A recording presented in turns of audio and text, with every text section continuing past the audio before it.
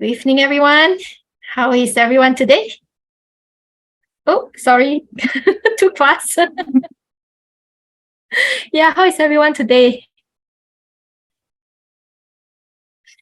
Busy watching the World Cup? Yeah. Today we are going to talk about, this topic on, hang on, just give me a second. Yeah, today we're going to talk about this topic on this building mental strength. And why building mental strength is important in Buddhism is because mind is the forerunner of everything.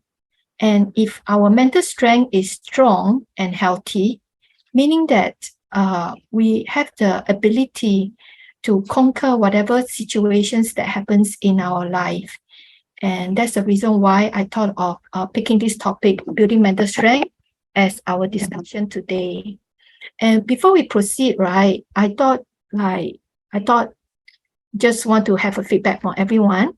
After hearing the relationships about last week about relationships, right?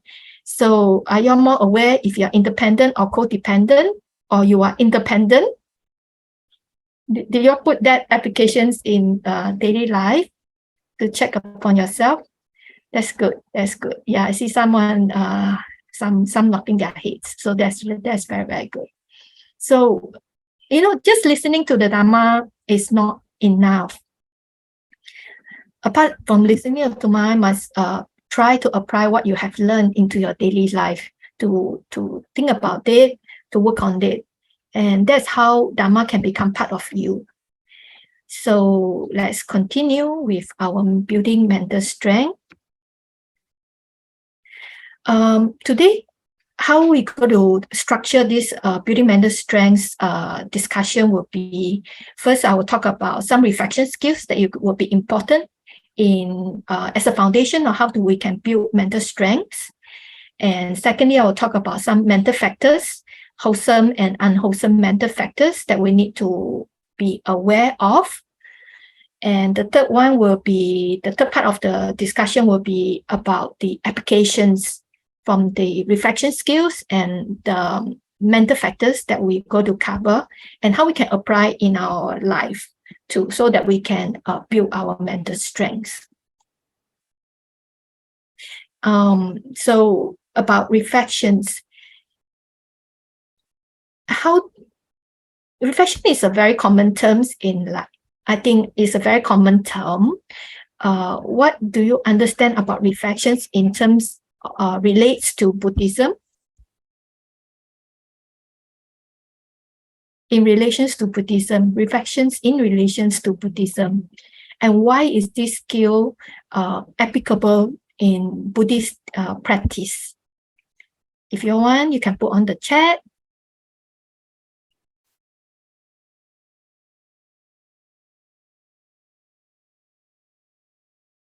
No one? Okay, never mind. As we go along, you will understand better why I like to highlight the importance of reflections. So you can see from the picture that I pick, reflection is about looking back into yourself. Looking back into yourself is like a mirror, like reflecting what is going on within us.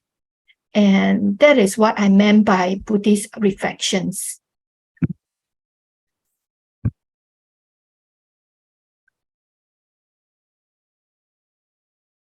Before we talk about reflections, I need to give you some definition first. Otherwise, our discussion will be, so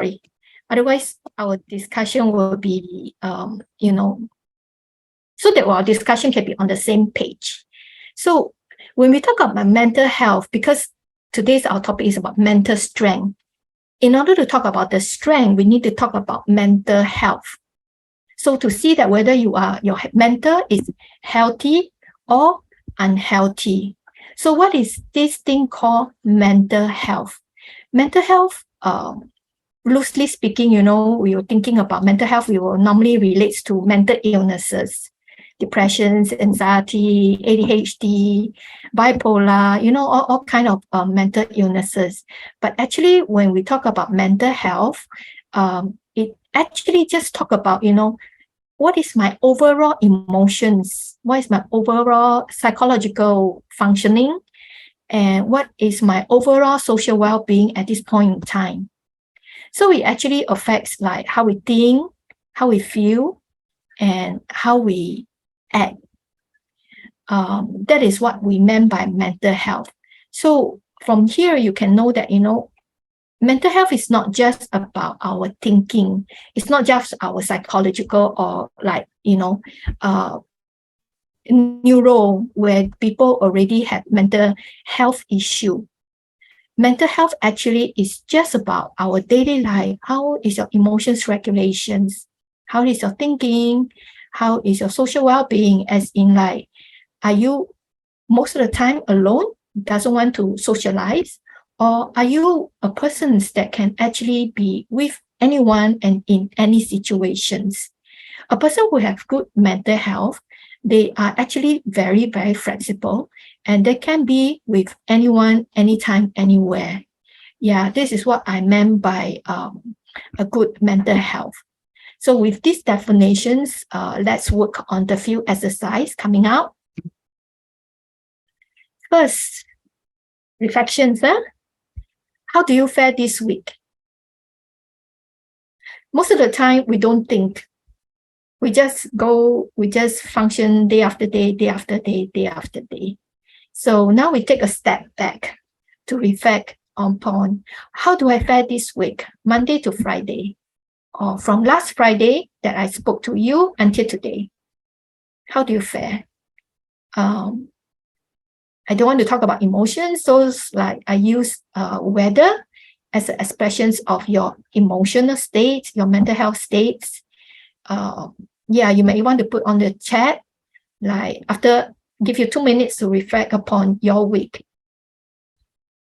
How do you fare this week?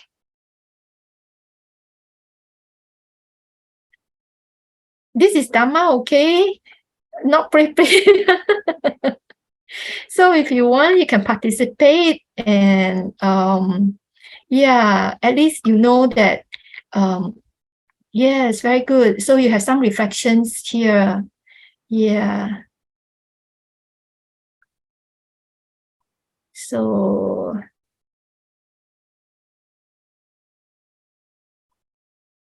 in what did you right and wrong, how to prevent wrongdoing next time. Mostly sunny days, raining day, thunderstorm. Sometimes hurricane, sometimes sunshine. That's normal. We have good and bad days, sunny, rainy, fair, windy, fair, and some are quite challenging. Yes. So at this point in time, or rather say this week, how do you fare in your mental health? At least you have a gauge, 1 to 10, or use weather to know how am I doing now. And I hope you can apply this in your daily life on a weekly basis. You can look back. How am I this week? How am I doing this week? How am I doing this week? Yeah, this is one kind of exercise that you all can practice to self-regulate what is going on. And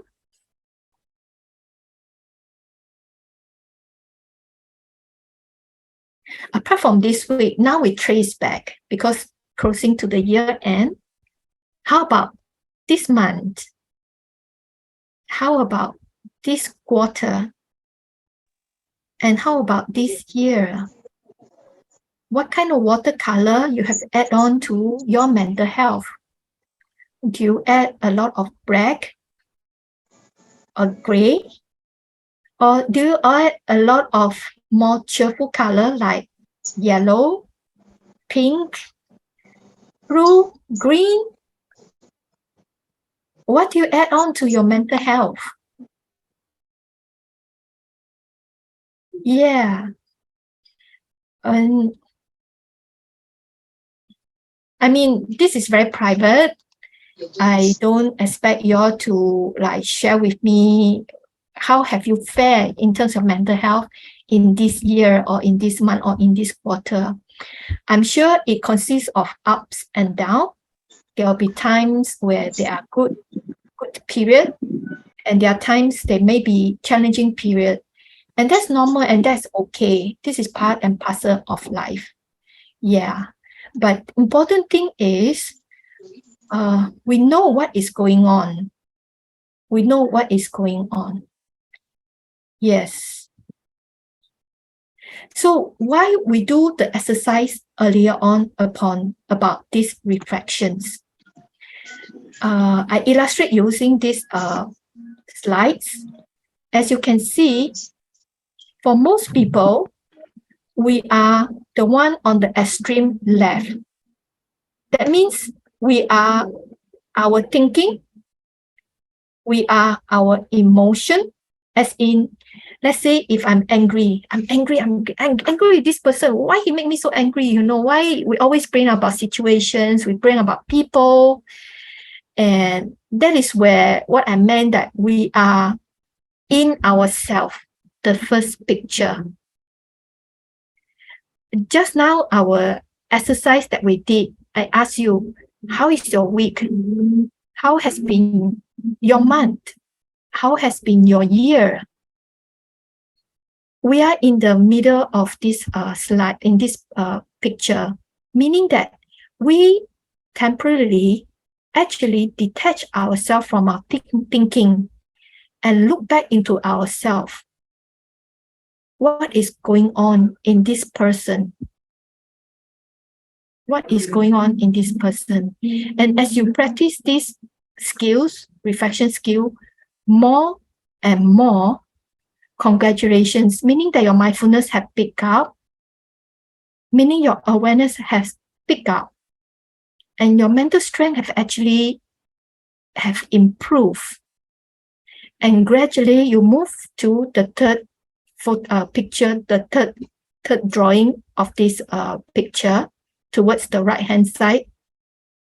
You are quite detached from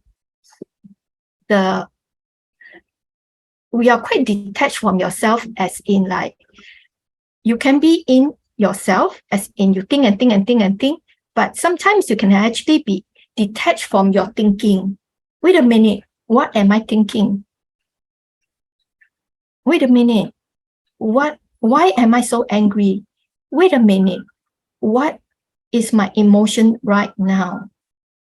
Wait a minute, what is my behavior right now? And this is the starting point of building our mental strength, which is the topic of what we're trying to discuss today. And by doing the simple reflections that we did just now, is actually a simple but effective method that we can apply in daily life to build on our mental strength. By being mindful of, hey, wait. Most of the time we are not mindful. We are in our thinking, so it's not mindful. But then if we were to practice what we do just now, detach a bit, look at my mind, look at myself. What is going on? What is my week? We are actually slowly to detach ourselves from a very, very involved I, that very involved persons. And we become to have gained a little bit of independence. And once we gain independence, this is where we can start to train our mind for further development in our Buddhist teachings. Yeah, okay? Yes. So why we need to detach, reflect, and look into what is going on. Let's say our behavior. I think a lot of people, we have this monkey mind, isn't it? Many negative thinking, positive thinking, uncontrollable thinking. We think about something, we think about World Cup, think and think who is going to win, what's the match tonight, stuff like that. A lot of thinking going on in our monkey mind. And according to my teacher, if a person's that mind is not trained, if our mind are not trained, most of the time we only can see what we see, which is the surface of the iceberg. We know that we have a lot of negative thinking. We some people tell me, I cannot control my anger. That is only the manifestations, what you see from your behavior. But then underlying your behavior, there's tons of things actually ongoing that we are not aware. Such as, let's say, a person who have some negative self-talk, like, I cannot make it. I'm not good enough. I cannot make it. And what would be the underlying of this thinking that the person keep thinking that they cannot make it? Perhaps the persons have fear of failure. 输不起. In Chinese, we call it 输不起. Maybe the persons have a lot of worries. Like, what if I fail? I might affect my group mate. I might this, I might that. I might ended up not having the contract. So if we could reflect using just now the skills that we learned earlier on, just now was a gross one, reflect on the week. But if we were to refine, once you start to train your mind to gain the mental strength of these reflection skills, gradually you can actually go deeper and more refined. As in, it's not just the gross, what is going on outside, very gross. We can start to refine. Okay, wait, I have this negative self-talk all the time. My monkey mind is always negative self-talk. What is going on? Why I have this negative self-talk? Without the reflections, it is not possible for us to know what we don't see under the iceberg, which in the Buddhist term, we call it our subconscious mind. We know the conscious mind, we know our conscious behavior, but what is the unconscious? What is behind us? Those are very important if you want to build your mental strength. Because in order to treat yourself, we have to go to the root cause of the issue. We cannot just cannot just see that, I got negative self-talk. I want to control, I want to stop the negative self-talk. Then someone will maybe try to suppress. Someone, they might just use mantra, chant so that they don't think. But then, it can be helpful, but if you want to go to the root cause, to clear it once and for all, we need to detach, look back, reflect, and think deeper. And look deeper, not just think, we look deeper. Okay, I have this, I have anger. What is the cause of my anger? Was it because I have a bad day in the office today? And you're bringing your anger from your frustration at work back to your home and throw your tantrum to your family members. So we need to check, we need to always check. Once we gain this mental strength of checking ourselves all the time, we will be a better person in terms of when we are relating with other people. And that's why this reflection, the building of mental strength is important. And after talking about, the reflection skill and why we need to do the reflections, then we have to think another step. What are the mental factors so I know how to reflect, but I don't know what is good, what is bad. I know I have some thinking going on, but I don't know if this thinking is a good thinking or is this thinking is a unhealthy thinking. I don't know. If we have good thinking all the time, in the Buddhism, we call it wholesome mental states. A wholesome mental state is a state of the mind where your mind have a lot of strength. Your mind is positive. And you most likely can handle the life situations better. If our mind most of the time is an unwholesome state, it's a lot of negativity. And once you have negativity, what will happen? Meaning that we will through our negativity, our behavior will express our negativity. And that will affect our surrounding, the people, like even hurting our people that we love so much. Not because of them, but because I myself have a lot of negative, unwholesome mental factors that is ongoing. I am not aware and I don't know. So in order to train our mental strength, first reflect.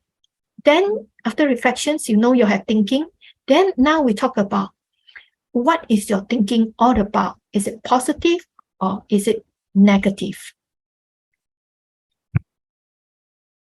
And according to the Abhidhamma, for people who are not familiar what is Abhidhamma, basically Buddha teachings are sub-classified into three baskets. We call it three baskets. The first basket is the Vinaya rule, which is the ethics. For you as a lay person, you can take 5 precepts. Sometimes you go for retreat, you take 8 precepts. And for monks, for a bhikkhu, they got 227 precepts. And that is the Vinaya, the first basket of the Buddhist teaching.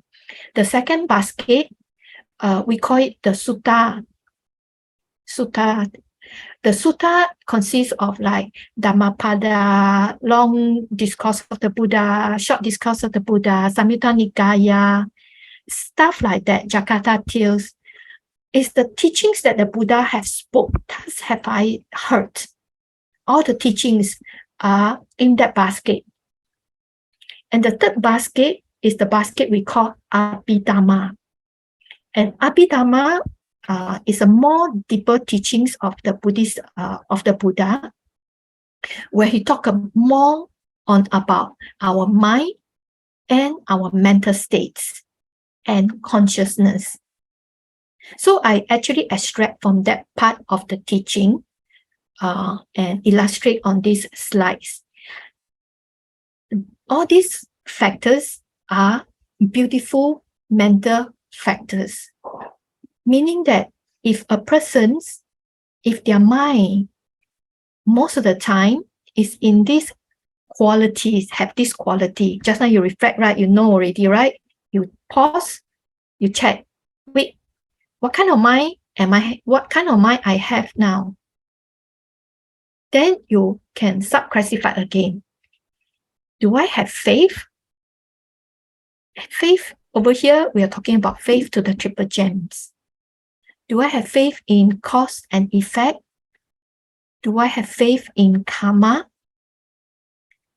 Do I have faith in, I don't know, Noble Eightfold Path?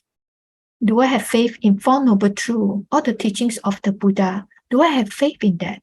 If you have faith and you contemplate on it, you are having a beautiful mental factors.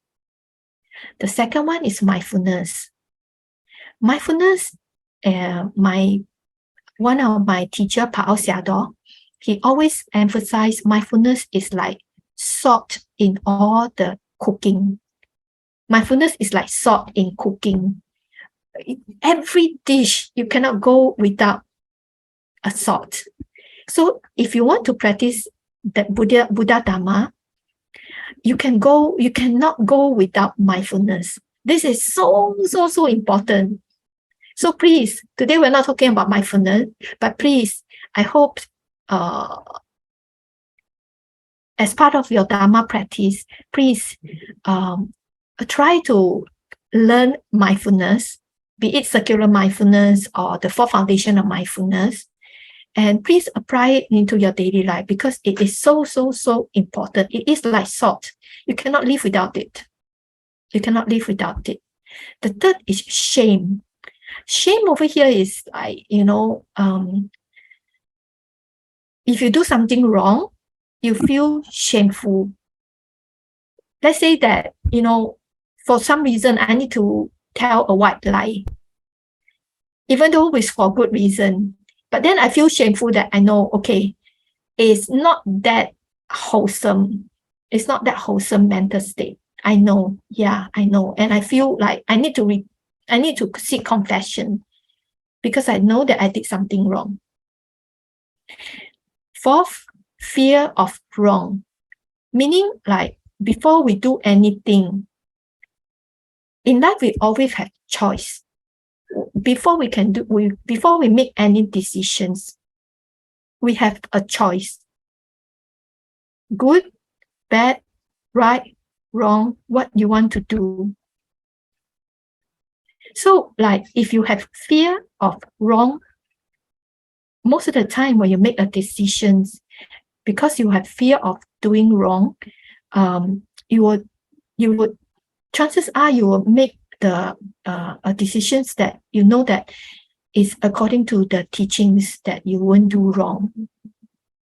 Like, let's say, in the bus stops, you see an uncle selling tissue paper.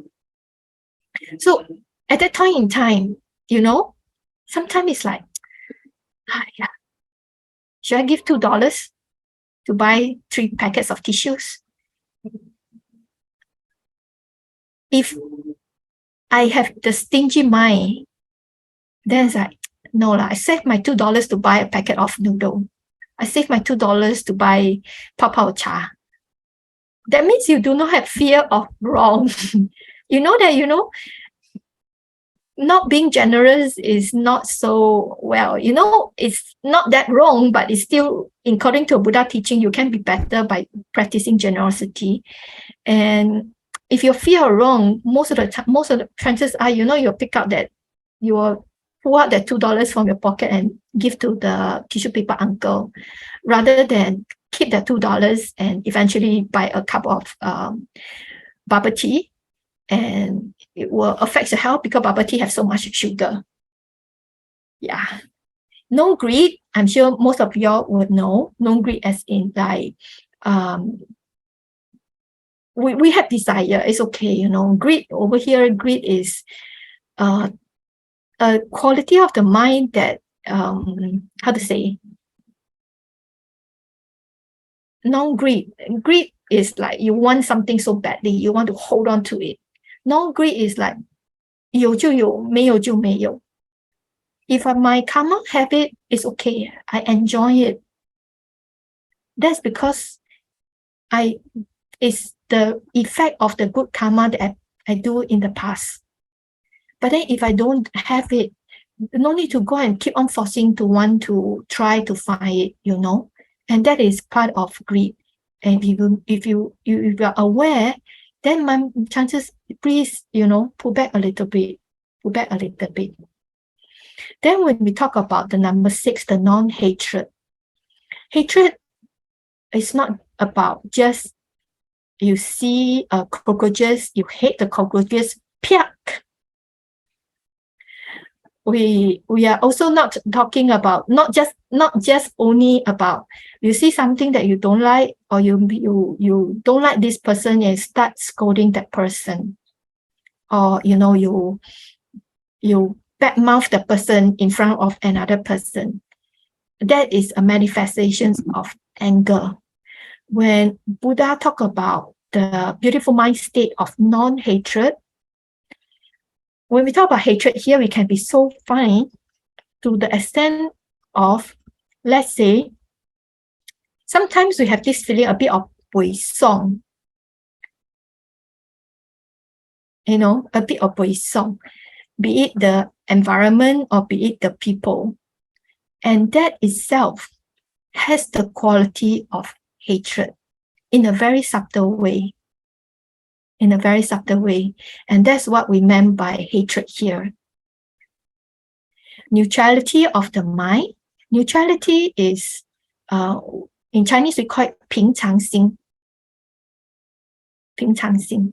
Like, you're not too extremely happy, you're not so extremely excited, nor you are extremely disappointed or extremely down. No, you're just normal.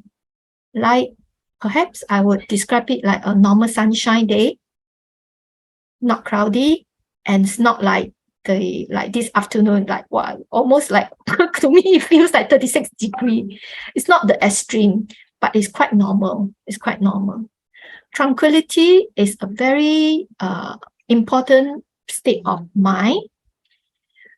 Tranquility is like for like the fourth jhana, a person who already attained the fourth jhana, the mind is only in the state of tranquility. That means the mind is so calm, as if like there's no ripple on the lake surface. And that is what I meant by tranquility. It's a very, very wholesome state of mind. And you need time to cultivate in order to maintain this tranquility mind state. Lightness. How do you understand by lightness?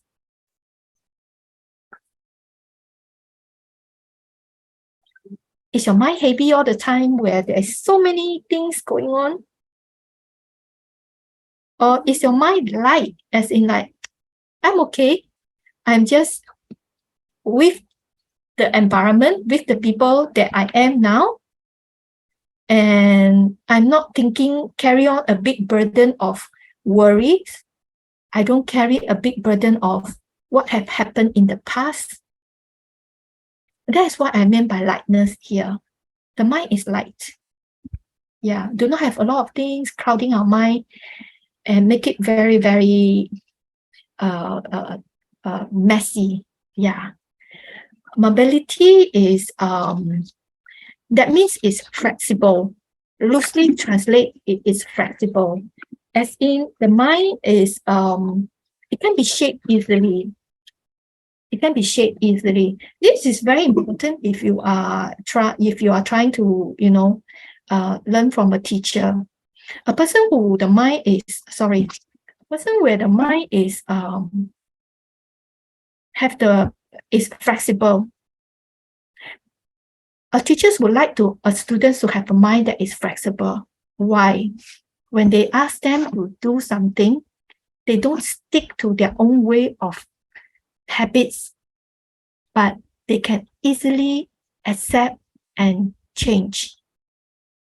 If you have this quality, all your teachers will love you because it's very easy to teach and they can easily see your progress. Then the next one, the number 11, are you all feeling bored with all these terms?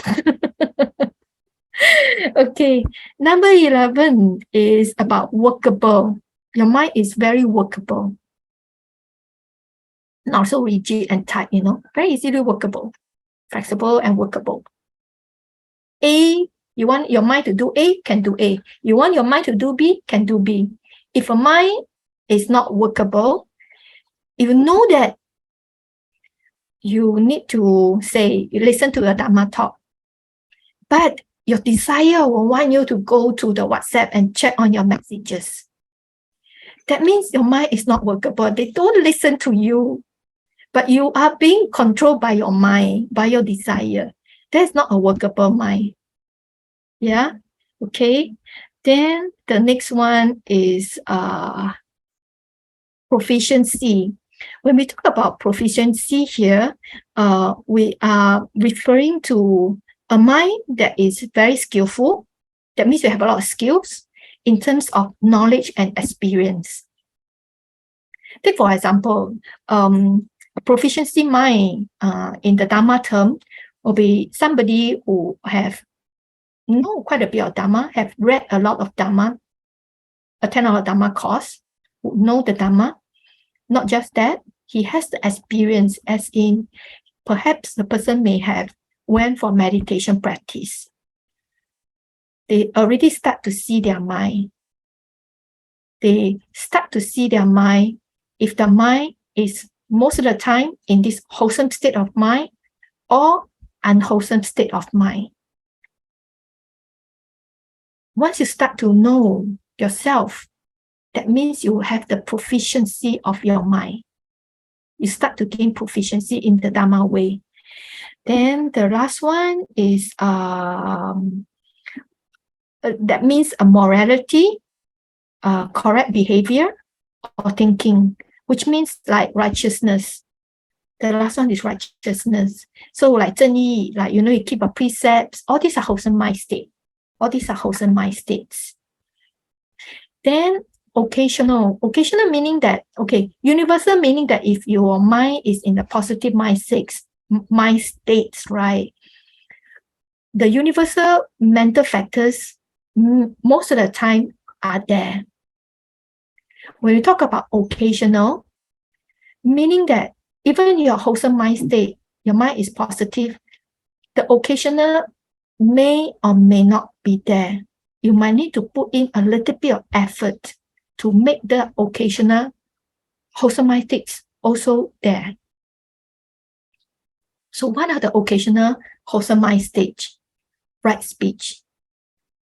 Right speech, everybody will know. No lying, no bad mouth, don't say what else? What other right speech you can think of?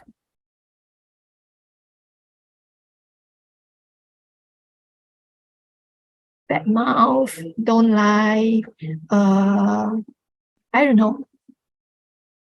Yeah, I'm sure you all know, right? Okay, I see someone putting in the chat. No figurative speech, no division speech, hard speech. Yes, all these are right speech. And what is the right actions? Wholesome mind state, right actions. If you see that somebody need help, we help. That's right actions. If we see that our mind most of the time is not in the wholesome mind state, I make actions as in like I change my mind. I put in effort to apply mind training so that my mind can be into a positive mind state. That's right actions. Right livelihood. Livelihood, I'm sure everybody know, is about in the gross way, is about, no killing, occupation that's no killing, no stealing, no lying, stuff like that. Yeah, right livelihood. And compassions. Surprisingly, compassions are here, and I don't see like loving kindness here, but compassion is here. Compassions, loosely translate, compassion is like, a state of mind where you see people suffer and you hope that they can free themselves from the suffering. If you have that mind state, this is what we call a compassionate mind. You see someone suffer and you try to you put in effort to try to reduce their suffering. Even you're thinking, oh, may they suffer less. If this person have stomach ache, oh, may his stomach ache can recover soon. Then you give him probiotics, you give him this, you give him that. That is an act of compassion. That's an act of compassion. If you see, that's an act of compassion. So a lot of charity projects and all that is the underlying mental mind state is compassion. They try to free the people from the suffering, and that's why they act upon it, become their behavior, compassionate behavior. Okay, that's compassion. Appreciative joy. Appreciative joy is like the third Brahma Vihari, joyful mind. Let's say, among your colleagues, someone are doing better than us. What happened to our mind? That time you have to check. Am I having appreciative joy? As in like, I rejoice in your success. Or I become 生理不是味道, a bit of jealousy growing in our mind, but we are not aware. If you allow that jealousy to go on and on, I'm sorry, meaning that you are weakening your mind. But then if you were to apply, but if you can rejoice, you are actually strengthening your mind. Actually, mental strength is not that difficult to cultivate in the daily life. And little by little, if you change all these small habits, right, based on all these mental factors, you can see that, gradually your mental strength have improved. You can we can withstand more life situations better, which I'm going to talk about it later. So over here, appreciative joy is a mind where we can rejoice in other success. I personally, I participate in the Theravada group. Sometimes I join some friends in the Mahayana group where we do a lot of compassionate work. Yeah, a few days ago, actually the last 3 days, I went to Singapore Buddhist Lodge. Then I see the whole temple, okay? So many people, they offer flowers, they offer this, they offer that. Very compassionate act, It's like, yeah. Then when I go to the Tibetan center, a lot of time I see them practice appreciative joy.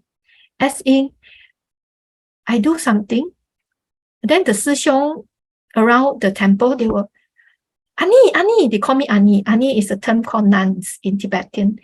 Ani, I rejoice in what you do. There was one temple that I always go there to help them to arrange flowers. So every time after I arrange the flower, apart from them appreciating the beauty of the flowers and offer to the Buddha, they will come to me and say, Ani, I rejoice, you make so beautiful. Meaning they are not jealous, They don't because like you do better than them, they cannot do. Then it's like, wow, if I have weak mind state, it's like, how come she can do better than me? I must challenge, I must arrange better flower than her in the future.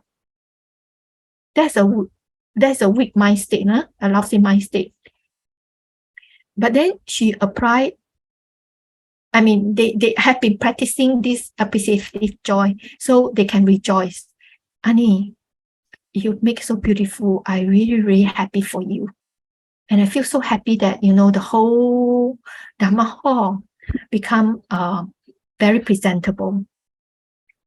And if we can cultivate the kind of mind states, we are already in the mental, wholesome mind states.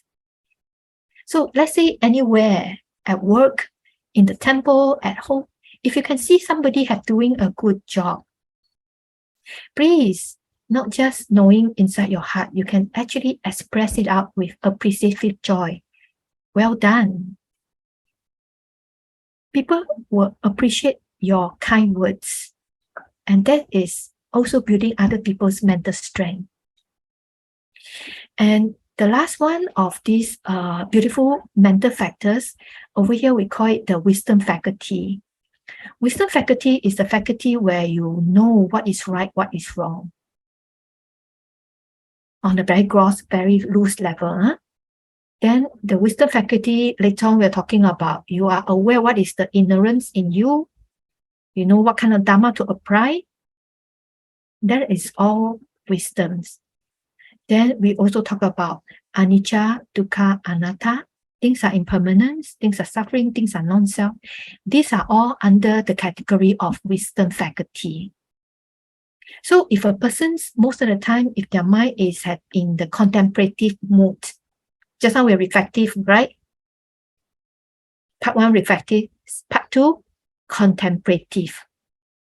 Whatever situation happened in your life, instead of getting emotional, we contemplate. Wait a minute, what is this in the Dharma terms? What kind of Dharma? You check your CPU. What Dharma can I apply right now so that I can maintain my positive mind states? All these are wisdom faculty. Okay? A bit heavy, Today talk a bit heavy. Today is, I heard is what? Black Friday. Everywhere got sales. Do you all buy a lot of things according to desire or according to needs? Yeah. Can you practice like your mental strength? Do you have the mental strength to control your desire, not buying things that is not necessary? Good. I see somebody knocking her head. Yeah, good, good, good. If you can, that means you are already having some mental strength. And I rejoice you have these good qualities of mind state. And just having that mind state, the mental, have some mental strength, not enough. Later on, we'll talk about how we can improve our mental strength so that we progress more faster in the path.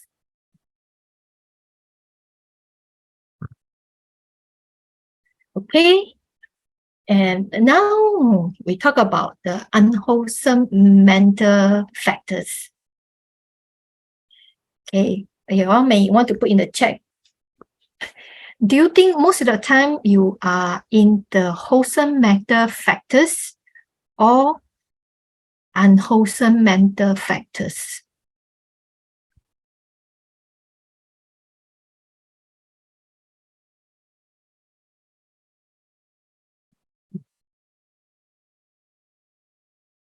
Unwholesome.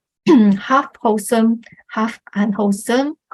Mostly wholesome, very good. Unwholesome, very good. Yes. It doesn't matter whether you have wholesome or unwholesome. At least as a beginner, you know what is your mind. If you can practice that, you are already a practitioner. And I really, really say sadhu sadhu to you.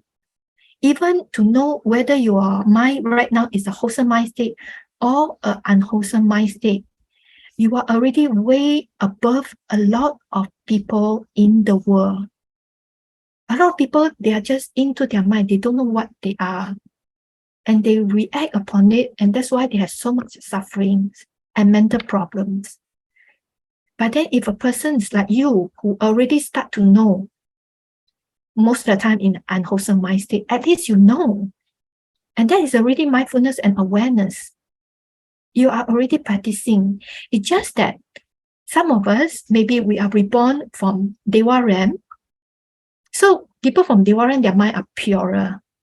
Maybe they have more pride, a little bit more desire of wanting to have fine things in their life. Oh, that's okay. At least I know, okay? So this is the habits that I have. Let's say people from Dewa Ram, right? They know that they most of the time they be a little bit more prideful. They know. And if this lifetime, they start to change, be a little bit, sometimes you see your pride to the marker too high. Okay, I reduce a bit. That means you're already practicing to change your habits, to change your mental habits. That sometimes because it's from a past life, carry on to this lifetime. Certain people since young, they got very bad anger management. It's not because they want to. Some of them, they have trauma, childhood, okay, fair. But some of time, it's because of who they are in the past life and the habits pattern, the mental habits pattern brought forward to this lifetime. And it's very, very difficult for them to change. Even though they try very, very hard, it's very, very difficult to change. Because it's life after life after life. And if they, in this lifetime, at least they try to break that momentum. This lifetime is not wasted. Even though they cannot go any further in the Dhamma practice, cannot go into jhana, cannot see vipassana, but at least they can reduce their anger in this lifetime because of this very strong habit carry on for many, many lifetimes. This lifetime, they break, they are already a very good practitioner. That means the course of their path in the samsara have shifted. So it was like that one way, but now they start to stop. Then maybe perhaps the next lifetime they can start to move to the right path and progress. Yeah. So please don't like, I hear some practitioner, I practice until still like that. Then they become discouraged. But actually, there is no need to, because we are talking about changing habits that has been with us for life after life. You think want to cut so easy? I'm sorry, not so easy. My training is really, really, really challenging. Yeah. So please be kind to yourself. As long as I try, every time I try a little bit, I am already a practitioner. Don't compare to those people come from the Dewa realm, or even worse, the Brahma realm. They sit easily get into jhana. How are you going to compare? There's no comparison. There's no comparison, okay? So please be kind to yourself, okay? And that is mental strength. You become a practitioner, then always compare to people who are better than us, then make ourselves so negative. You're not practicing mental strength. You are actually weakening your mental strength. Yeah. Okay. Then we continue to talk about the unwholesome mental factors. Delusion. Delusion is ignorance. Early on in our talk, if you don't know what is your day, how do you feel this week, that's ignorance. Grossly, and that's already ignorance. We don't talk about the fine one, even on a daily, very gross basis. If you don't know what is going on, if you're angry and you don't know you're angry, that's ignorance. If you have desire, you don't know you have desire, that's ignorance. Shamelessness, meaning that we do wrong and we don't feel shameful at all. Like, now looking back, right, my days in a monastery when I was in Myanmar, I think at some time of my practice, I didn't really practice this shamelessness, as in when my teacher scold me for a mistake that I cannot see, my blind spot, I haven't seen myself. So my teacher point out to me. Sometimes I challenge. I defend and I challenge. That means I am not shameful at all, Yeah. Yeah. Like we do wrong and we still want to defend to protect ourselves. There's also an element of shamelessness in it. No? Okay. And fearlessness of wrong. Just now we already talked about that. I think you more or less have an idea when you talk about fearlessness of wrong. That means when you do wrong and you're not fearful of doing wrong. One example I could give is that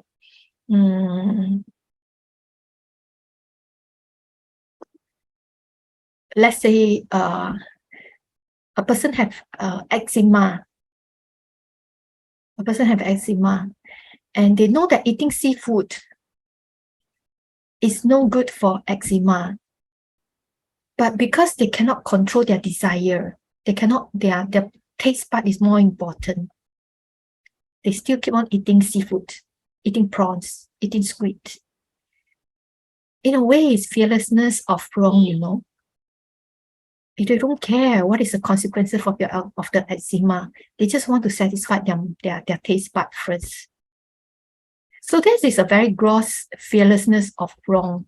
If you talk about the more refined one, there are millions and billions and millions that we can really pinpoint into it. Yeah.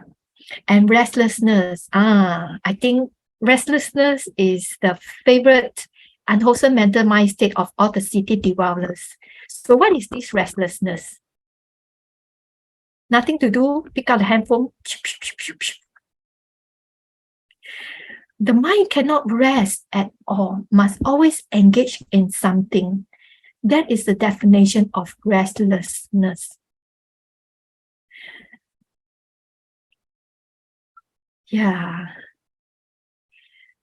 Even on the MRT train, I notice most of the people, on their handphone, watching, checking mails, talking to friends, watching movie or stuff like that. They cannot allow themselves to rest, but always must engage. And if you keep on engaging, what will happen? The mind become fatigued. When the mind is fatigued, what will happen? When they go to sit on meditation, sloth and torpor will definitely happen. They will sure 钓鱼 because the mind is so tired, but the persons don't allow the mind to rest. On and on and on and on must engage in some activities. That's what restlessness is all about. Yeah.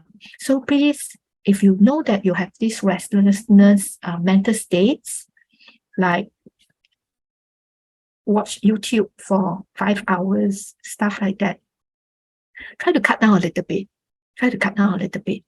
Maybe at least before you sleep, half an hour before you sleep, no electronic device. Very powerful, half an hour before sleep, no electronic device, but just listening to some music, read a Dharma book, or listen to a Dharma talk, or things like that. Or even just have a cup of soothing tea, herbal tea, not green tea. Green tea make you cannot sleep, but herbal tea, like let's say chamomile, things like that, it will soothe you down to help you in your sleep, so that your mind can rest, physically rest, mental rest. But let's say a person always engaged in restlessness, 1 minute before sleep, still on the phone, the mind is very active. And it will bring into the sleeping qualities, lousy sleeping qualities. Wake up feeling fatigued, and that's the vicious cycle of a bad mental health. So please, if you can just do one thing from today's talk by at least 15 to half an hour, no handphone, no electronic device before you sleep, it will help you in your mental strength, and it will also improve your health. If you could do just one this, I think my talk is not wasted. Okay? And okay, now we go on to talk about other unwholesome mental factors. Greed. Just now we talk about non-greed, so everybody know what is greed already. Tonight I want to wake up and stay awake to watch the World Cup. That's greed. Okay, that's greed already. Like it or not, there's greed elements in it. I want. Wrong view. Wrong view would be, actually, Buddhists, we are talking about any view that we hold, we are already in wrong view. If you hold any view, my way of thinking must be the right one, other people wrong, my colleagues sure wrong. That is already wrong view. That's already wrong view. Conceit is about pride that we talked about earlier on. People who come from a Dewa realm, they have more pride. What is pride? I am better than other people. So they're always in this competitive mind state. That's pride.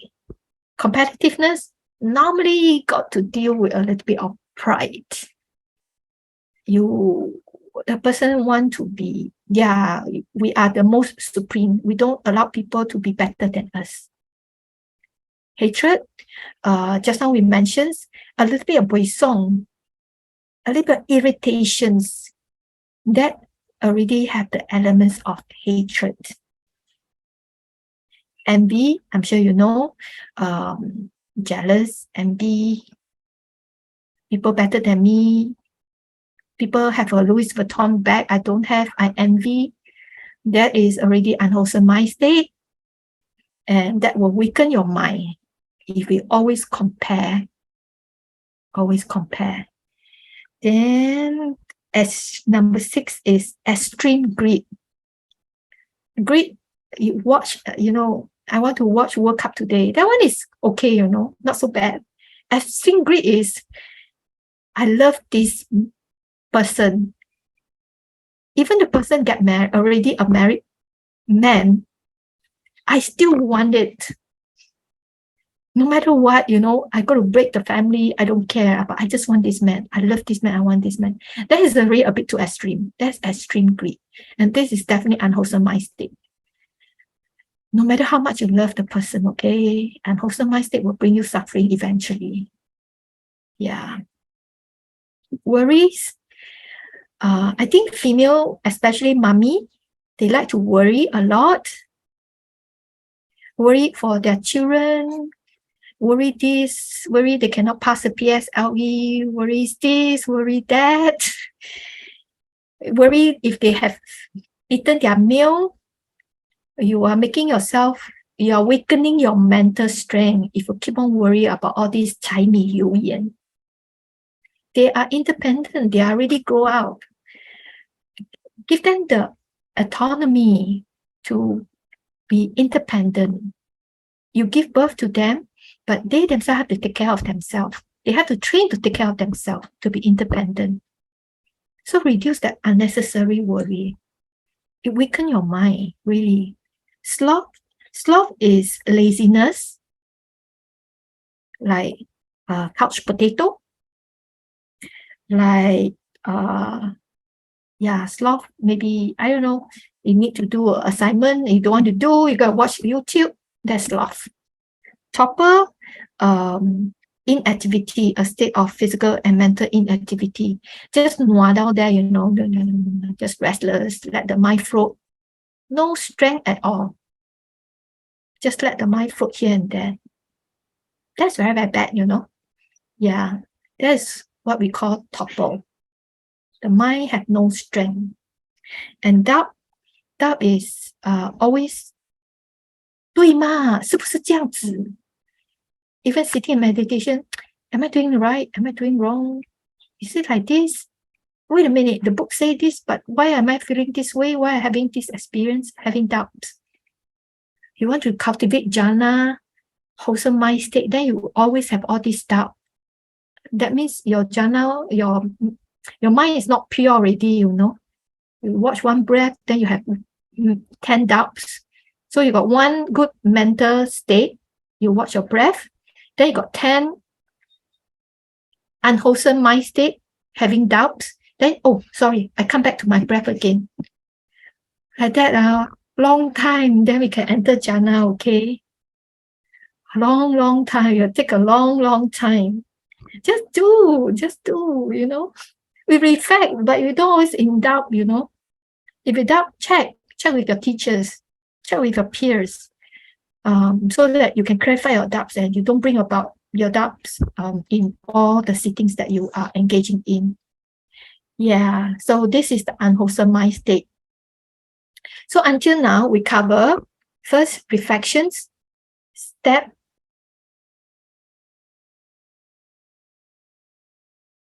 your thinking, you are out of your thinking. Then look into your thinking. And now we talk about when you look into the thinking, what are the wholesome thinking? What are the things? What are the qualities that bring you to strengthen your mind? And what kind of thinking that will weaken your mind? And if a person most of the time are in the unwholesome mental factors, meaning a person have a weak mind. A person have a weak mind. Yeah, okay. So we talk until here, you know what is how to watch your mind and what is a good mind and what is a strong mind and what is a weak mind.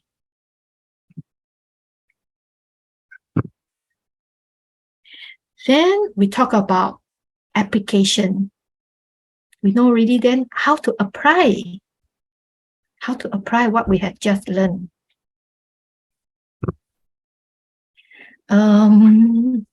To make it easier for us for our discussion, I have subdivided our mind into 4 different stages. First, on the extreme left, okay, the 2 left is a person that still have a very strong identity. I, me, my. I am Sister Sujata. I am be pride a bit, nah? I am the spiritual director, spiritual advisor of say NTUBS. You know? Okay, that is a person with a very strong identity. A person with a very strong identity. That is, I classify under unhappy self and a happy self. Even someone with a happy self, they can have a very strong I, you know. I am ABC company boss.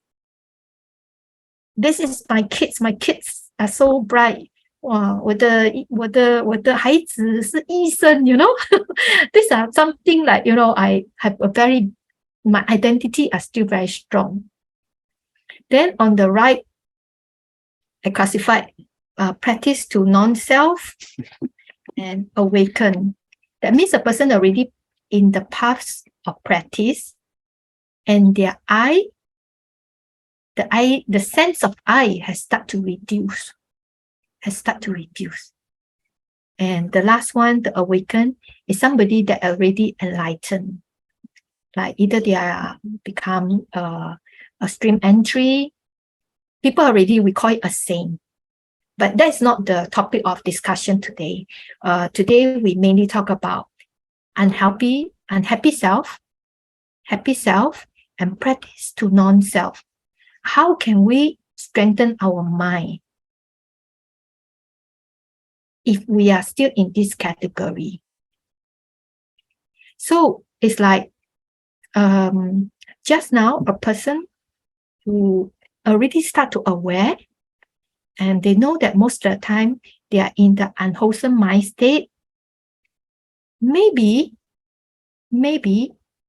they are somewhere in between unhappy self to the happy self. If a person who doesn't know their mind at all, and their mind is all the time in the negative mind state, chances are their mind is under the category of unhappy self. So that's how I classify.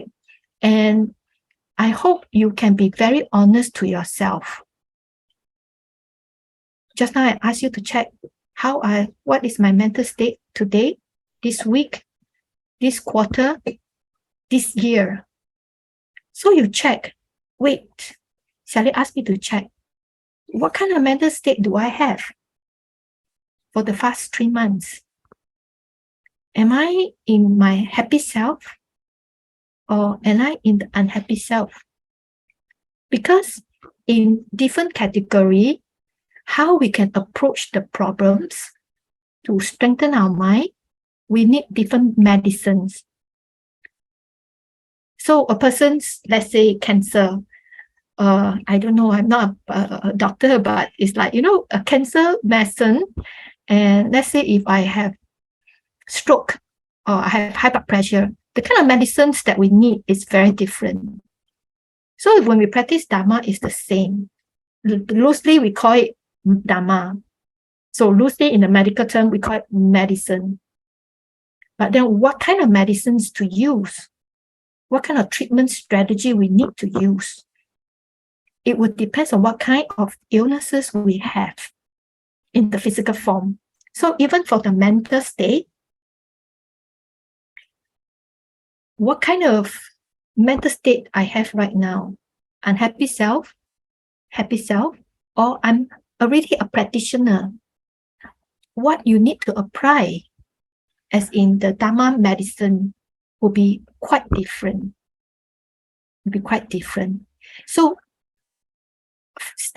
the next step will be, please be very honest with yourself. Where are you now? Of course, in Buddhism, we talk about our life impermanence is the nature of all things. Even our mind state is up and down, up and down. That's okay, because we will never continue. A person cannot be possible continuously in the happy mind state. Continuously, not possible. So you need to break. You need to break yourself into few, break it down. So, okay, something happened to me. Let's say I just broke off with my boyfriend. At that state, my mind is unhappy self. Then I go and pick out the medicines for the unhappy self to apply to me, to help me at that mind state. After a while, after 3 months, after 6 months, I start to accept the situations and I start to move on. Then my mind changed to the happy self. Then I will need a different application of the Dharma to help me at that state of mind. Yeah. So you need to know where you are, then what to apply. It's not like one size fits all. It's not like that. It's not like that. You must know where you are. Then you use different medicine. Then your mental training can be more effective. So we start with this unhappy self.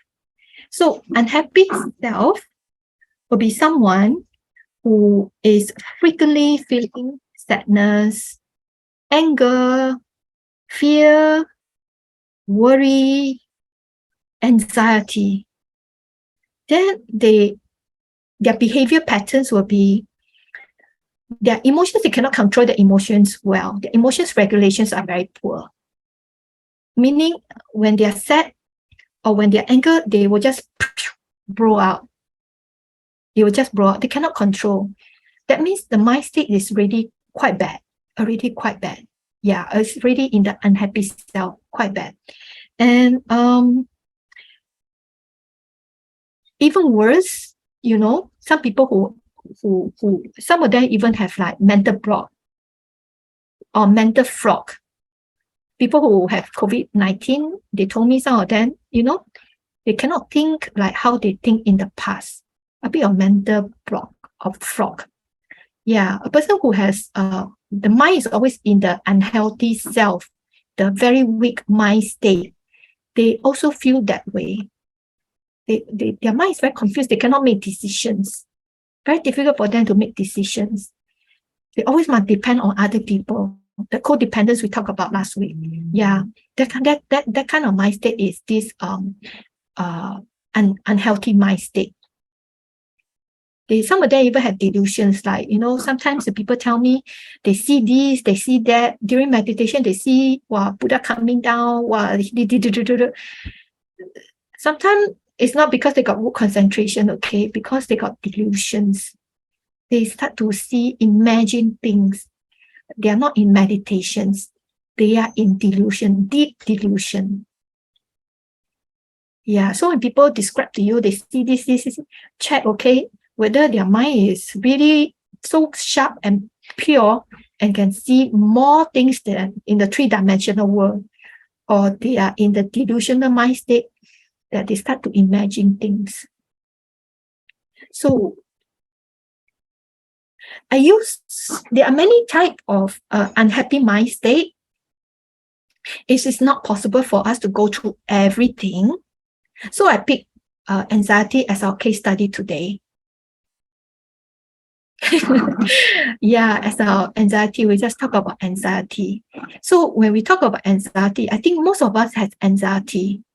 Anxiety is actually a very common phenomena, a very common emotions in most of us. Normal anxiety, okay, is talking about, we worry, a little bit of worry on the green color category, yeah. Worry about work, worry about our presentations, and like before exam or during the exam period, we have anxiety. And that's okay. We know that this is situation-based. Once your situation is over, once the exam is over, your anxiety will over. your anxiety will over. And during the anxiety period, it is normal that your sleeping patterns will be disrupted. You tend not to sleep too well, or you have insomnia because there's a lot of worries, a lot of fear, and yeah, stuff like that. These are anxiety mind states. If we don't, some people, they have anxiety. Let's say, they are in a very toxic working environment.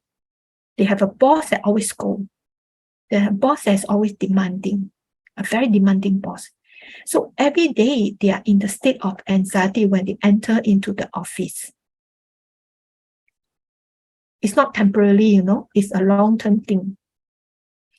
If they do not know how to practice mental strength, to build up their mental strength to face these life situations, and they allow their mind to be in this negative mind state, a weak mind state of fear and anxiety all the time, for a prolonged period, what will happen?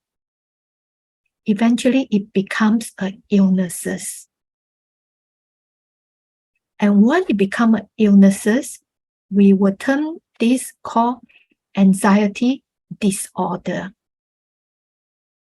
Initially, it's just daily anxiety. If you don't manage, let it prolong for too long, it becomes a disorder. The mind state is always in this very fight, fright, and freeze mode. And the mind is no longer flexible. Mind is very rigid, always very, very scared, very scared, very scared. Then you have like experience like heartbeat, as if they got heart attack, we call it panic attack, or they headaches, their gastric start to not functioning too well. These are signs that a person already have a prolonged period of anxiety. Yeah, and now we're just talking about anxiety, we're not talking about depressions or any other mental states, those weak mental states, but we're just using one example. Yeah, so that's why I use the first exercise, the beginning of talk, the reflection is so important. We always step out to check, what am I now? And do not let that prolong too long. That is so important. That's so important. And since I just have my mental mental health counseling, I just finished the module. So I learned about, how a psychiatrist categorize if a person have anxiety disorder. There are many, many different types of anxiety. Generalized anxiety disorder is only one of them. ADHD, PTSD, all these are anxiety disorder, but those are less often. Most of the time, we general public, if their anxiety didn't manage well enough, they will get into this generalized anxiety disorder. If you can see the definitions from this diagram, irritability, very easily irritable, difficult concentrations, fatigue, restlessness, difficult to control the worry. Isn't it in line with what we discussed just now, the unwholesome mental state that the Buddha has prescribed?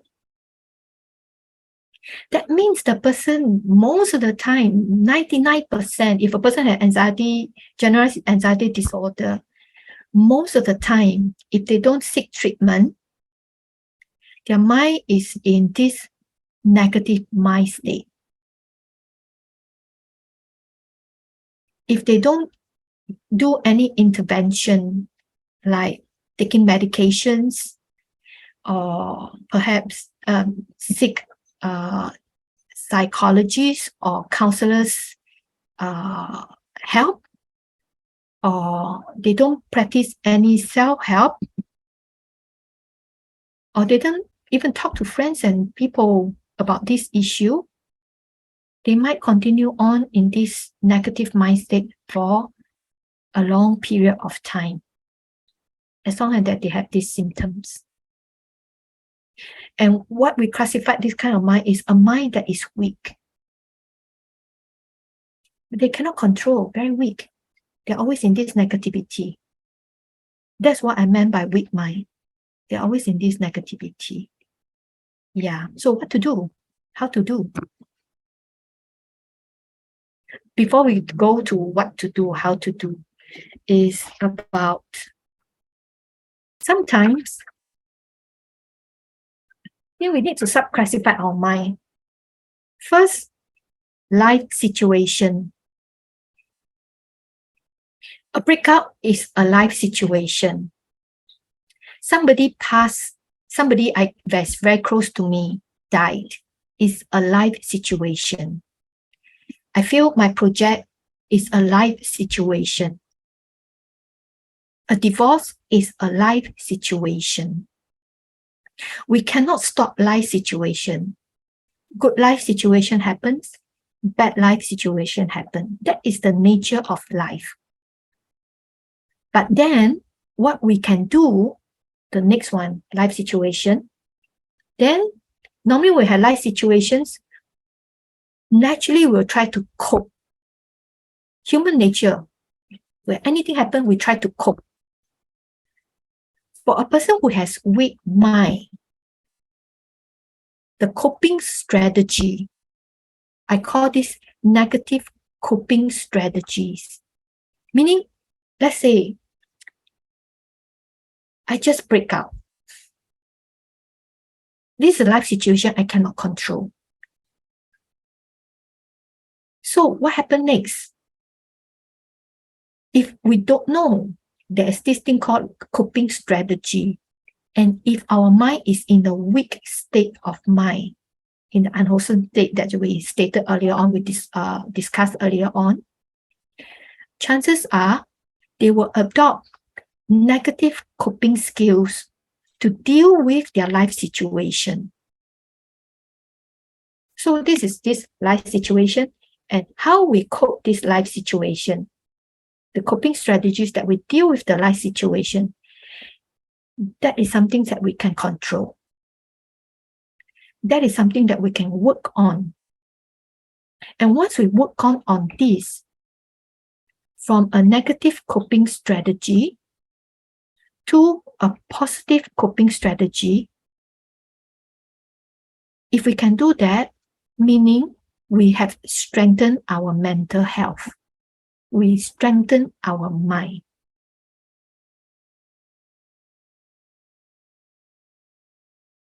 Can digest so far? Okay, yeah? Not too intense, huh? Okay, yeah? So take a look. What are some of the negative coping strategies? Do you have any one of these? Is this how you normally cope with your life situation? I give you 2 minutes. Yeah, you go through this.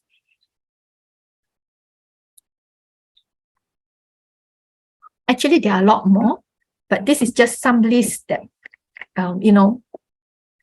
I get it from one of the counseling company, one of the counseling site.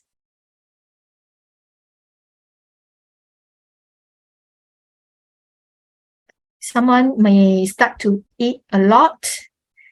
They stop exercise, stuff like that. Yeah, play computer games. This could be coping strategy. So if you see some children, right, exam period, they don't want to study and they keep on playing computer games, don't scold them because they are very stressed. The life situation make them stress, make them anxiety. And they don't know how to cope. All they know is play computer games. So that they don't have to feel the fear. They engage in something exciting. temporarily they are not in their fear mode anymore. So don't scold them. What you need to work with them is, okay, I know your exam, I know you are stressed and you are using a computer game to suppress your anxiety. But this is not healthy. This doesn't help you. Discuss with them, talk to them, and this is how you can help them and help them learn to have a mental hygiene so that eventually they can gain their mental strength. And once a new coping strategies are being developed and sustained, their mental strength has improved in the unhealthy self. Yep. So what can we do to, in this category, unhealthy self, people are already very wrong. What can they do to help themselves? Or maybe, I just experienced a very difficult life situation. So at that period, my mind is very nervous. My emotion is just everywhere. Thinking cannot stop. It just all totally emerged in the trouble. What can we do to help ourselves? Assess what is going on. Yeah. I just have a breakout. Yeah, this is the challenges that I have right now. I cannot take it. I cannot accept it. Assess the challenge. This is your challenge. Then what you need to do next? You have to acknowledge your feelings. Because of breakout, I feel so hurt. I am numb. I am so angry. You start to know what is going on in you. Rather than, everything just lump up together, you start to compartmentalize what is going on inside us. Even our feelings, instead of everything lumped together, we try to compartmentalize, try to label it. If you want, you can write it down. If you want, you can talk to someone else. Yeah. So your mind will start to compartmentalize your feelings. Then the third step, we would try to cope with the situation. Just now, in the past, when our mind are not trained, we have very negative coping mechanism. But then, now that we have started to compartmentalize our issue, we can adopt positive coping mechanism to deal with the situation. And how to cope? What are some of the positive coping mechanism? As you can see from the picture on the left, I sub-classify into 4, as in physical, emotions, social, and spiritual. There's these 4 areas you can work on concurrently or one by one. Depends on, how grounded are you at that time to help yourself further to get out of that situation faster so that you can move on to get back to the tranquility, the equanimous mind state, not so turbulent. So the physical part, do not underestimate physical part because that is the most easy that we can apply. Most of the time we neglect, but actually once we change our physical, our emotions and our mental will automatically change because everything is interrelated. So the physical, what can we do? Watch on your sleep. Make sure you have sleep. When we are nervous, when we are so tense, we tend to be on our phone all the time. Because we're very tense, we must engage in something. Then we forgot about we need to sleep. Some of them might play phone until 2 a.m. where they need to wake up at 6. If you know that you are engaging this kind of coping mechanism, please put effort. Please put effort. Half an hour before sleep, no phone. Sleep. Create the environment that you can sleep. Turn on a diffuser, turn on music, whatever you can do, massage, whatever you can do, take a hot shower, whatever you do, you try to go Google. We cannot cover everything today. Go Google and think of what you can do to help yourself to get back that sleep, a good, healthy sleeping patterns. Go exercise, very important. Healthy food, because when we are stressed, even myself, I don't normally eat a lot of fried stuff or chocolates.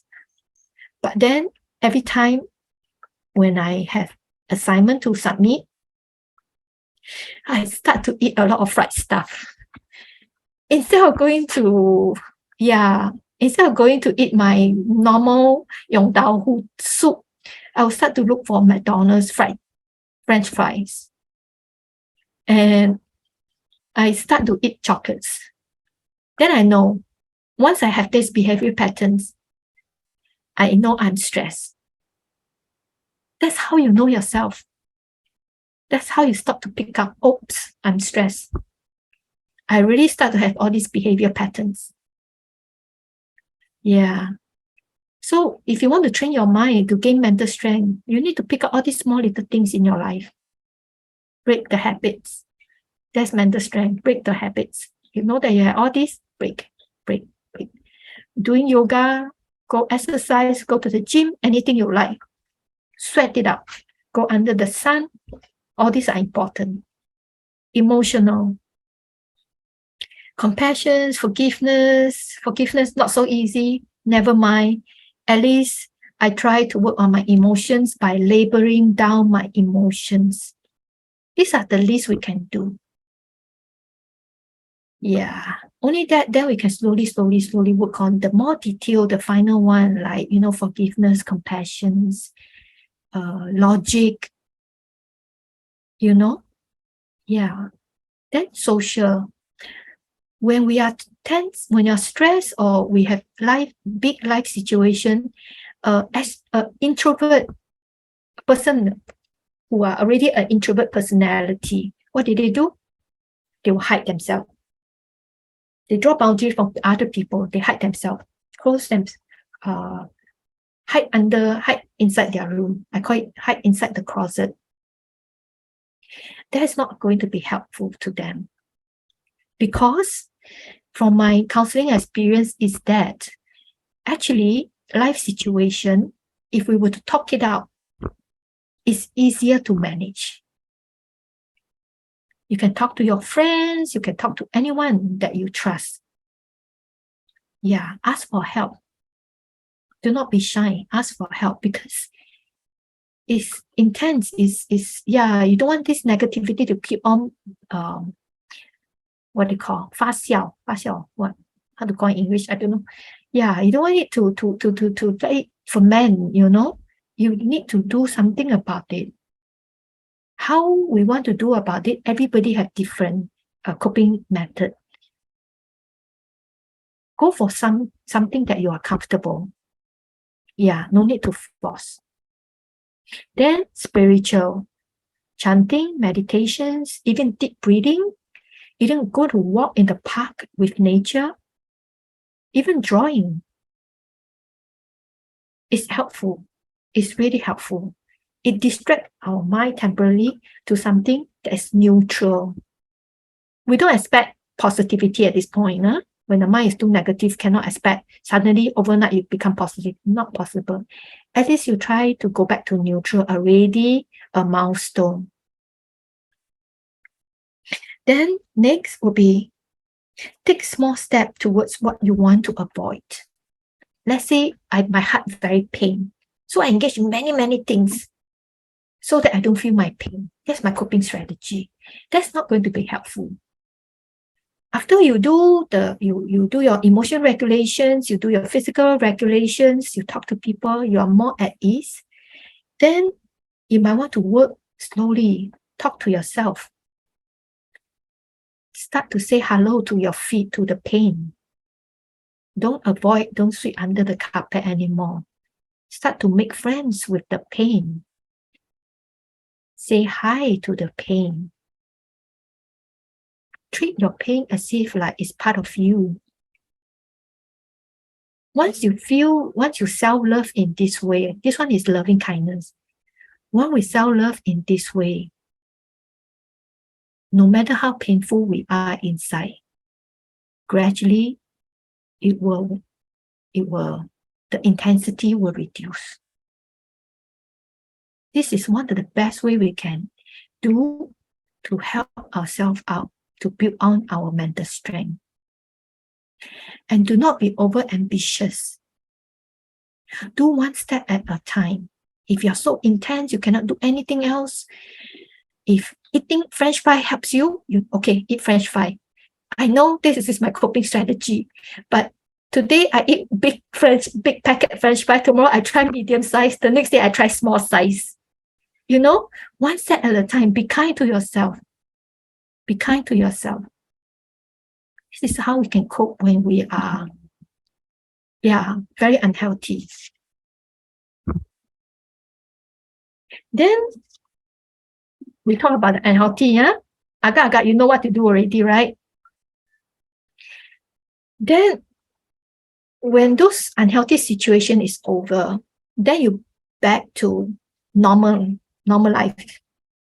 I call it a happy self, which is where you are now, happily working, have a family, engage in positive activities. Yeah, this is where we are, happy self. Then what we can do to help our mental strength. We don't stop just there, We don't just stop there. I would suggest from the Dharma perspective, these are some of the suggestions that I thought I'd like to share with you, how we can do to improve our mental strength by further improve our mindfulness. Just now we talked about gross mindfulness. How am I this week? That's very gross. Then when we talk about the more fine one here, we can talk about what is my thinking ongoing. You are always in that reflective state of mind. In the past, we are always like this. Unhealthy self is like this. Healthy self, sometimes you are like this, sometimes you are like this. Sometimes you are into your thinking, sometimes you can observe what you are thinking. So try to cultivate for this mindfulness. I call this mindfulness to know what you are thinking, to increase more and more. So that most of the time you are not here. Gradually, last time is unhealthy self is 100%. Maybe over here, happy self, sometimes we are still like 40%, 30%, or maybe 70%, we are like that. Then gradually, we improve our mindfulness. Hopefully, we can stabilize to be aware of our mind most of the time. And this is what I call mental strength. Then, on top of that, apart from mindfulness, the mind needs to be soft. Mindfulness can be a bit like 做工, very tough. But a mind always tough, right? Not happy mind. After a while, they don't want to do already. So what we need to do? We practice loving kindness, self-love, love other people. We practice compassion. We practice rejoice. And once we do that, then we can slowly practice equanimity. Equanimity is a little bit difficult to practice. It's a more challenging mind state. It's a more refined, healthy mind state. Equanimity. Yeah.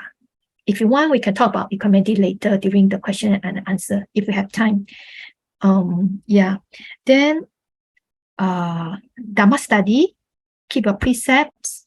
All these are wholesome mindset that we talk about. Beautiful mental factors.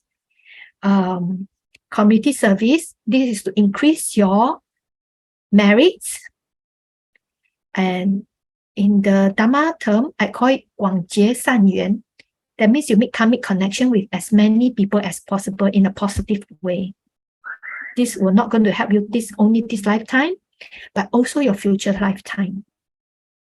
Because once you have this positive karmic connection, in your future life, when you see the person, you start on the right footstep. Yeah, that's why other people are actually helping us to gain merits. Why not? Yes. And not just Dharma, very important, continue to maintain a healthy lifestyle. As in, enough sleep, enough rest, got exercise, go under the sun, you got friends, go for social. Everything, all these are important. Healthy diet, all these are very important to maintain the healthy self. Because if a person start to engage in an unhealthy lifestyle, gradually it will affect the mind again.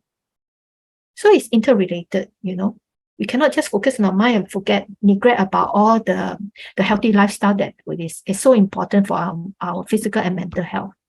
Yeah. So this is when we are healthy and happy. Then what is next? When we are already halfway through, we already start to practice. Most of the time, we are already like that. Then what we can do next to make this even stronger, I call it practice to non-self, because the ultimate goal for a Buddhist practice is to realizations of non-self. From a very unhealthy self, very, very strong self-centered, slowly, sometimes this, sometimes that. Then practice to non-self is most of the time like this. Then eventually, this. So when we talk about practice to non-self, I would strongly encourage everyone to go for more meditation retreats. Not just like this kind of one day online retreat. This one is only help you in your mental hygiene. But if you really want to develop the mental strength, 7 days, 10 days, 2 weeks, please go. And what can you do during the retreat? From a Theravada perspective, you can practice to strengthen your mind by practicing samatha meditation. Samatha meditation, it means calm abiding. After calm abiding, then we talk about building mental strength, as in the ability to focus and concentrate. That is samatha meditation. And in the Buddhist Theravada school, there are 40 methods, 40 meditation objects we can practice samatha meditation. That one you can check with a meditation teacher when you're more ready to practice this samatha meditation. And we have this vipassana meditation. Vipassana meditation is look into your mind. Just now, early on, we talked about able to, it's already, we are cultivating the mental strength for vipassana. When we talk about vipassana, right, it's a mind that is able to be like this and use a samatha to sustain to be like this. Then we watch what is going on. That is vipassana. That's vipassana. And further that, we continue to work on to serve the community, because in order to practice, right, we need a lot of merits to practice. And serving the community is one of the ways that we can accumulate a vast merits to support our Dharma practice. Then continue to maintain a healthy lifestyle. Why I choose this GIF? You can see now the little dragonfly touch the meditators, but the meditators doesn't move. What does that mean? Meaning that not just physical, it actually have a more profound meaning, as in your mind. If you practice continuously, strengthen your mind. A strengthened mind from the Buddhist perspective is a mind that no matter what kind of life situation happens to you, you still can, instead of your mind totally submerged into it, you have the ability to be like this. It is painful, it is challenging, but yet, like the dragonfly, life situation like the dragonfly, but the person is not moved, the mind is not moved. It's flexible, it's clear, it have the mental strength to process and to know, to think what to do next, rather than totally submerged into the emotions and the life situation. That's what I meant by a very strong mind. 出污泥而不染. Yeah. The mind is very easily to detach. I give you one example with regards to this. A few years ago, one of my teachers have shared this story with me. It's a real story about 911. So he has this teacher of mine. He actually teach in the West as well. So one day when he was giving a Dharma talk, one of his students come forward and talk to him. He says he actually have office in one of the 911 the building who has collapsed in United States, New York, World Trade Center. Sorry. So apparently he lost everything overnight. But because he has been practicing Dharma, he can hold the situations and process the situations. Whereas his neighbor, because of the 911, his office overnight, everything lost, he actually committed suicide. So this is the difference between a mind that is with mental strength through the Dharma practice and a mind that is weak. Same life situations happen to both of them. If a person who has stronger mental strength, they know how to deal with the situation. But a person with a weak mind, the mind that is not trained yet, they cannot manage, especially adverse life situation.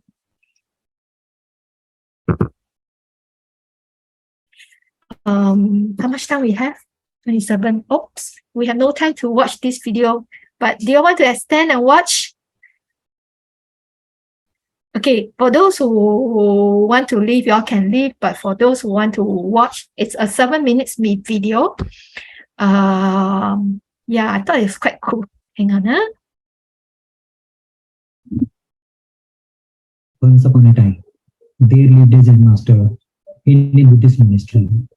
One day, a man came to see him and said, "Sir, my mind is very disturbed. Many thoughts keeps coming to my mind all the time. Please give me some mantra to reduce the thoughts of the mind." Zen master looked at him and said, "My friend, you start doing meditation every day. By doing meditation, slowly and slowly, your mind will start to calm down." But the man said, "Sir, please don't tell me to do meditation. I can't do meditation because when I try to meditate, even more thoughts starts to come to my mind, and most of the thoughts are negative, which makes my mind more restless." The Zen master said, "Don't worry, son. It happens in the initial stage of meditation. But by practicing meditation slowly and slowly, your mind will start to calm down." But the man said, "Sir, meditation is not my cup of tea. You please give me some mantra to calm down my mind." The Zen master saw that this man is not going to understand like this. Then he said, "Okay, if you insist, then I give you a mantra which can calm your mind." Then he whispered a mantra in his ear and said, "You have to recite this mantra by sitting alone every day." The man got very happy and said, "Thanks, master. I will surely recite this mantra every day."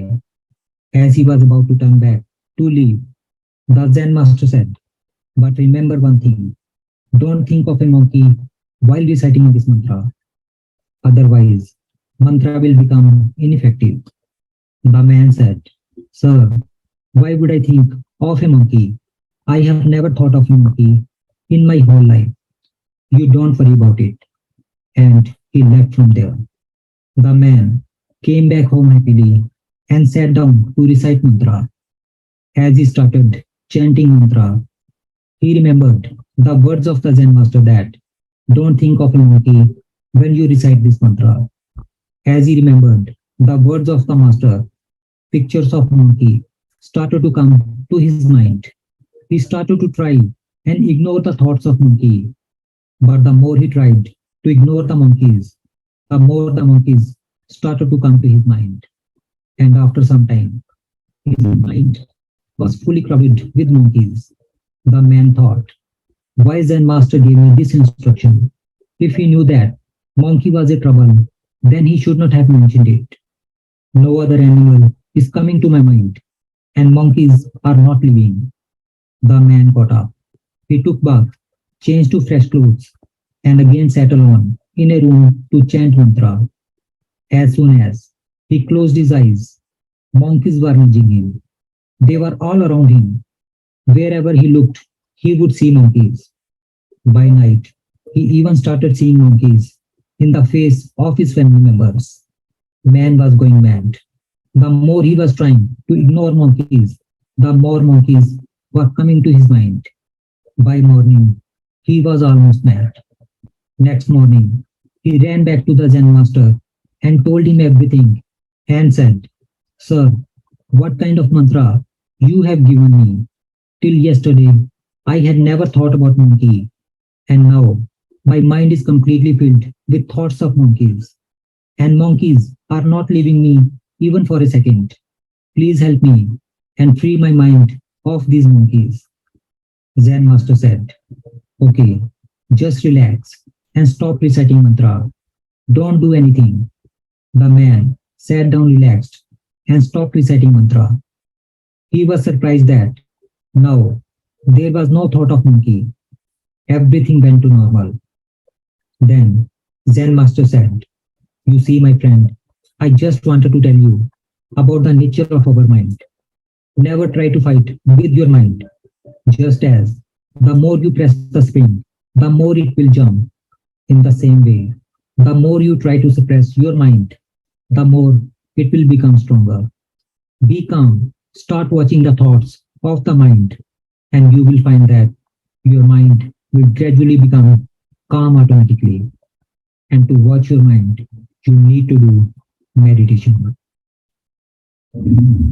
If we see in our lives, we will find that our mind is just like a monkey, which keeps jumping here and there all the time senselessly.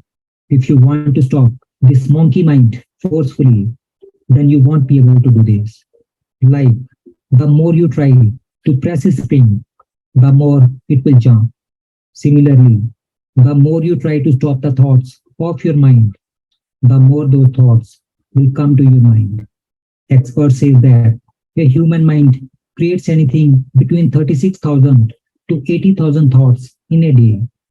If you will try to stop these thoughts forcefully, then you won't be able to stop them. Instead, the very effort to stop it gives it energy. The very effort to avoid it becomes attention. When you start to avoid something, you start paying too much attention to it. Therefore, there is no need to stop thoughts. Only thing you need to do is to watch your thoughts unattached. In our routine life, generally, we are not able to watch our thoughts, but in meditation, you can easily do it. Therefore, you need to practice meditation to witness your mind. Some people experience that when they start meditation, more thoughts start to come to their mind. But the reason behind it is that when we start meditating, the old impressions hidden in our mind start to erupt. Just like if you clean your house, then all the garbage comes out. Similarly, when you start meditating, all the garbage of the mind starts coming out and you will start having more thoughts. But you need not to worry about it and keep watching your thoughts unattached and continue your meditation practice. Slowly and slowly, when all the garbage of the mind comes out, then the mind itself will start to calm down and you will start having less thoughts. And with long practice, you will surely be able to control your mind.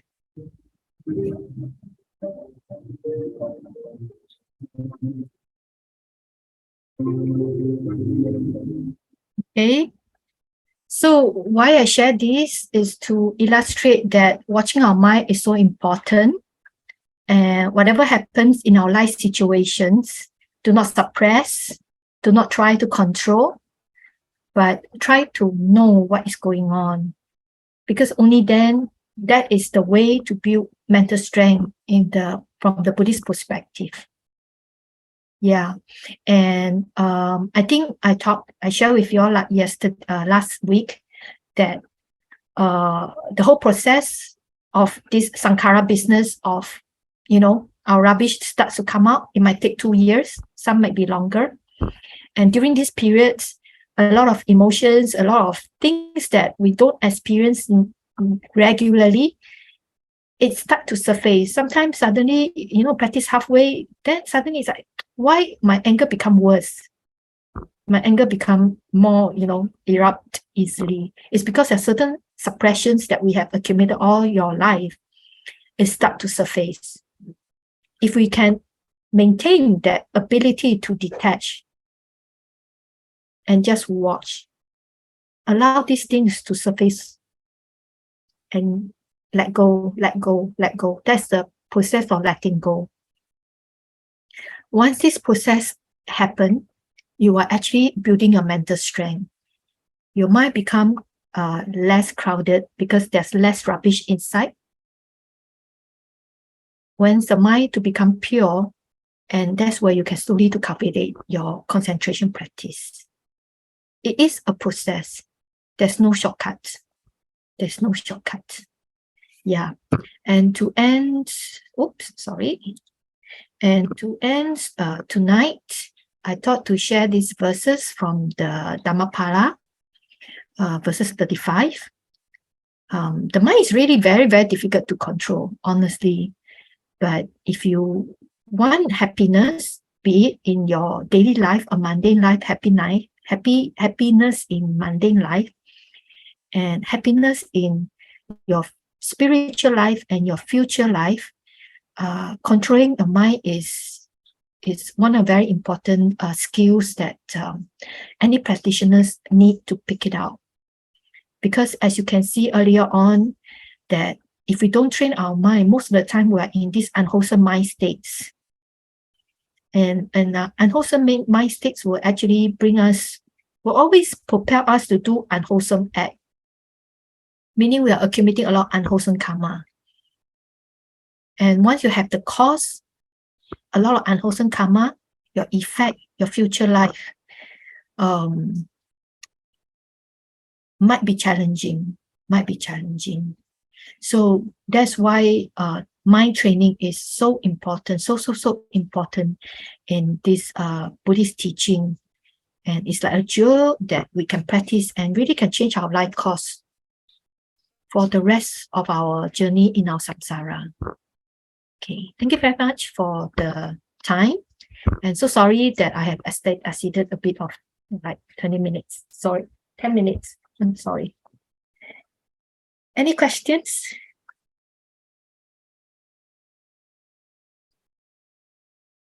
Today, talk a bit heavy, yeah? But it's a lot of very valuable information that you can pick it out and try to practice that. Yeah. I'm quite certain if you were able to strengthen your mind, according to the Buddhist teaching, like how I described earlier on, don't expect immediate, like 3 months, a bit difficult, but give yourself like 1 year, you will see a lot of changes. Your mind is more ready for more higher Dharma practice. Yeah. It's how we train our mind. Otherwise, we always akan dadang, always go to retreat, no progress, come back, or go to retreat, feel good, peaceful for a few days, come back, 又在乱了.